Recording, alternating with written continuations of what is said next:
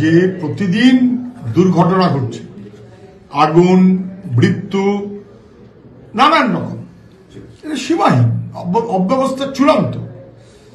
এবং 18 জন মারা গেলেন, রেল স্টেশন সেখানে পর্যন্ত ভিড়, চাপাচাপি, চূড়ান্ত অব্যবস্থা, মারা গেল এমনকি নয়াদিল্লি রেল স্টেশন। ভাবাই যায় না ভারতবর্ষের রেল যে এত অপদার্থতার পরিচয় দিচ্ছে।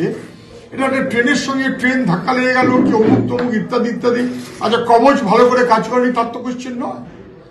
একটা স্টেশন, তার প্ল্যাটফর্মে, দিল্লির মতো রাজধানী জায়গা, সেখানে যদি স্ট্যাম্পেড হয়ে মানুষ মারা যায়, মহিলা, শিশু, ভয়াবহ।